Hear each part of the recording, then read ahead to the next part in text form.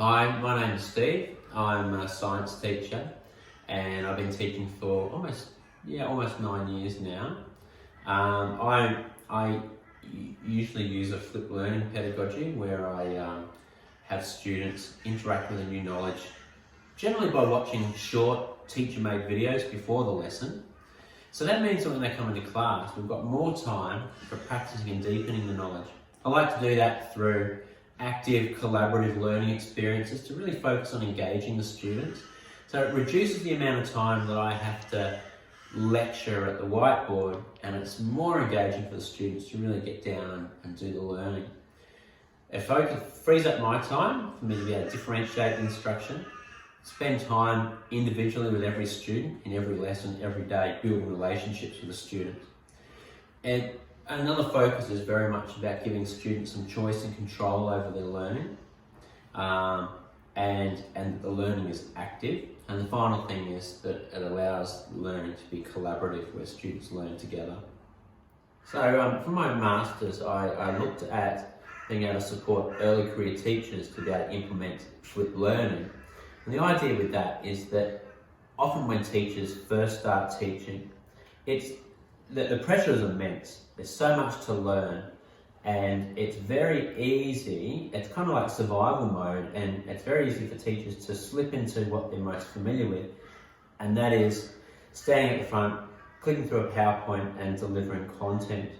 And we know that's not the best way, or not the best pedagogy. So I really wanted to look at being able to support early career teachers, and the way I did that was by sharing flipped learning curricular resources. So curricular resources that were designed to be implemented through flipped learning. And instead of burdening teachers to be able to create those resources themselves, I shared these resources that were already created, or I created the resources to share. And we're able to demonstrate that the teachers were able to implement quality learner-centered teaching practices within their first year of teaching by using those shared resources. In their second year, they were using less of those resources and creating more of their own and sharing them back to the community and the faculty, which was really good. So with the main way that I like to present videos for my video learning, the pre-learning, is by using the lightboard. So it's the glass that's transparent, and I write on one side and the camera's on the other. And I like that because I get to look at the students, so there's that visual eye contact, and I'm writing and drawing in real time. And the students tend to like that as a way of making the lessons as well. Of course, it requires you to have a whiteboard and a camera and software to be able to do that. So I guess the question is it necessarily the best way? Does that improve learning any more than any other type of video? Because there is a trade-off with the cost and the time required to make it. So there's obviously lots of different types of videos. We could just make a voice-over PowerPoint, or the digital link type video where you can see the writing of the digital link but you can't see the instructor's hand, and then you've got the top-down sort of camera as well where you see the instructor's hand. So there's a whole heap of different ways.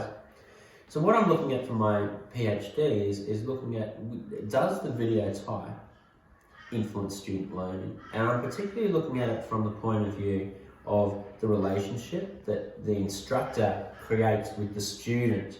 If seeing the instructor and their face and their eye contact, does that increase the student's relationship with the instructor? Because the idea there is that we know that relationships are so important, and if you've got a good relationship with the teacher, you're more motivated to work hard for that teacher.